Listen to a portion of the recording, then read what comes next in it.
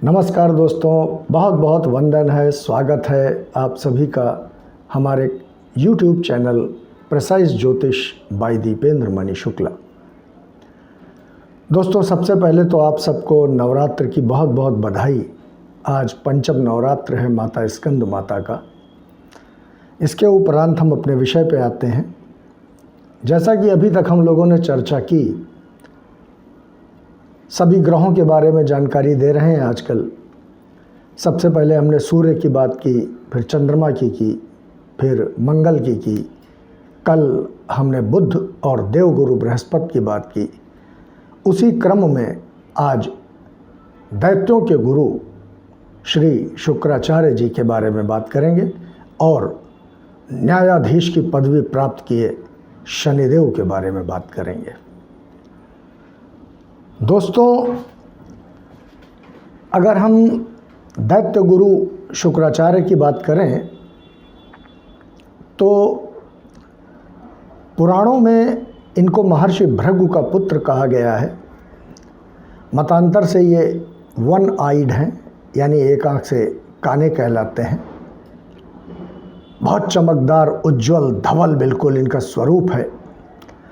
ये अपनी कक्षा में की परिक्रमा अगर कहें तो 23.5 घंटे में ये पूरी कर लेते हैं और सूर्य की परिक्रमा करने में इन्हें लगभग 225 दिन का समय लग जाता है। ये हमारे जीवन में सभी प्रकार के भोग, विलासिता, ऐश्वर्य, सुख, श्रृंगार, हर चीज़ के कारक हैं और सामान्यतः ये एक राशि पर लगभग 27 से 28 दिन इनका संचरण होता है। हमारे जीवन में इनका बलि होना बहुत ज़रूरी है, क्योंकि जाति से ब्राह्मण हैं, वर्ण इनका गौर है और समस्त प्रकार के जितने भी हमारे जीवन के सुख हैं, जितना भी ऐश्वर्य है, जितनी भी लग्जरीज हैं हमारी, उन सब के ये कारक हैं। पुरुषों में कामेच्छा का, क्या पुरुष और क्या स्त्री, सभी में कामेच्छा के कारक हैं।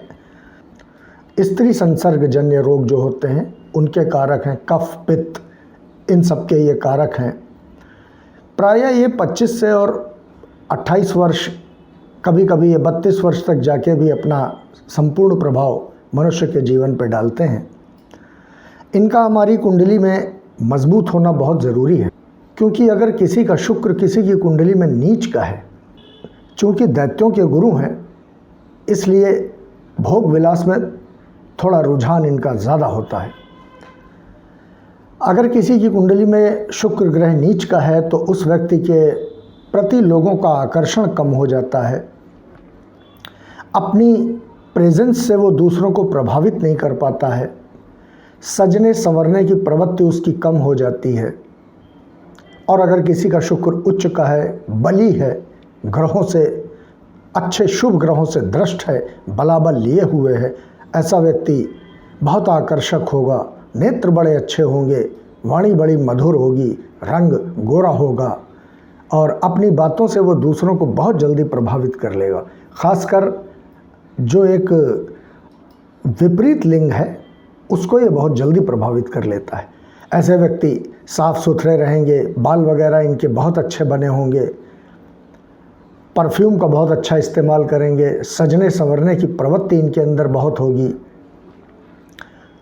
कुल मिला के शुक्र अगर किसी की भी कुंडली में बली है, वो व्यक्ति बहुत ही आकर्षक छवि का हो जाता है और समाज में दूर से ही चमकता है।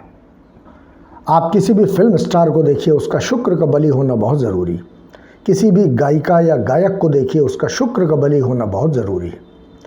जितने भी नर्तक हैं, जितने भी कला से जुड़े लोग हैं, श्रृंगार प्रसाधन से जुड़े लोग हैं, वाणी के अच्छे लोग हैं, हालांकि वाणी का कारक बुध होता है लेकिन शुक्र में भी उसका प्रभाव देखने को मिलता है। कवि हो गए, एक जिसको कहें परिकल्पना या कल्पना शक्ति इनकी बहुत मजबूत होती है। जितने भी सौंदर्य प्रसाधन के व्यवसाय हैं उनमें शुक्र का बली होना बहुत ज़रूरी है। अब शुक्र को बलि करने का जो सबसे अच्छा तरीका है, अगर किसी की कुंडली में शुक्र बलि नहीं भी है तो वो व्यक्ति अपने आप को शुक्र के अधीन बहुत जल्दी बना सकता है। बस केवल 2-3 काम करना है। पहला तो वो साफ़ सुथरा रहने की कोशिश करे। अगर कुंडली में उसके योग कारक है शुक्र, तो परफ्यूम का बहुत ज़्यादा इस्तेमाल करें, सुगंधित पाउडर लगाए, रोज़ स्नान करे, माता जी के दर्शन करे, छोटी उम्र की कन्याओं को नमकीन बांटे और अपनी पत्नी से या किसी भी महिला वर्ग से बहुत ही सुसज्जित भाव से, बहुत ही व्यवस्थित ढंग से बात करे, क्योंकि दैत्यों के गुरु हैं। अगर ये प्रसन्न हो गए तो देवगुरु की भांति आपको वो फल देते हैं। जैसे देवगुरु बृहस्पति 3 दृष्टियां रखते हैं, वैसे ही शुक्राचार्य 1 दृष्टि रखते हैं। उनकी केवल सप्तम दृष्टि होती है और महादशा इनकी 20 वर्ष की होती है। हमारी जो विंशोत्तरी महादशा है, इसमें सबसे लंबी भी अगर कोई दशा है तो वो है शुक्र की। किसी भी व्यक्ति को अगर मध्य आयु में शुक्र की महादशा मिल जाए और शुक्र उसका बली हो कुंडली में, तो देखिए वो कैसे रंक से राजा बनता है। इतना समाज में पूजित होगा, इतना समाज में आकर्षक होगा कि अगर वो टेलीफोन पे भी किसी से बात कर ले तो लोग प्रभावित हो जाएंगे। इसी श्रृंखला में दोस्तों शनि की भी चर्चा करना है। दोस्तों, न्याय के देवता कहलाते हैं, न्यायाधीश की पदवी हासिल किए हैं।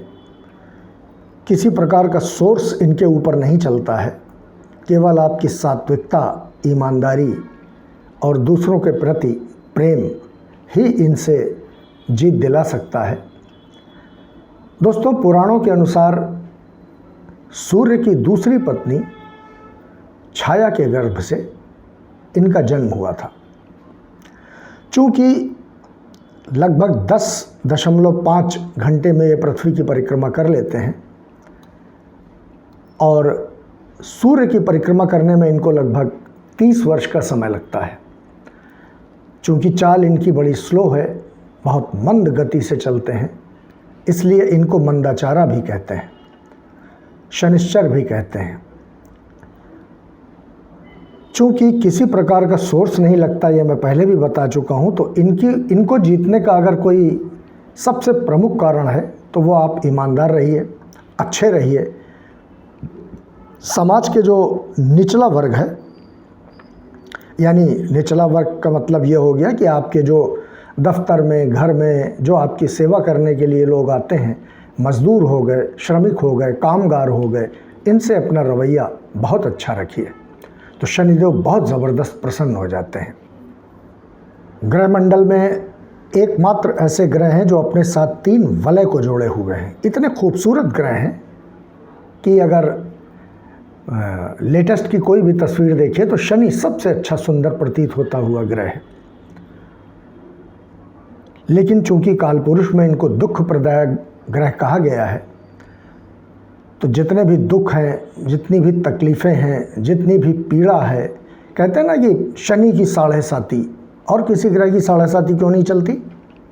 एक राशि में ये 2.5 वर्ष तक रहते हैं, तो जब भी शनि चंद्रमा से 1 भाव पीछे आता है तो व्यक्ति की 7.5 स्टार्ट हो जाती है।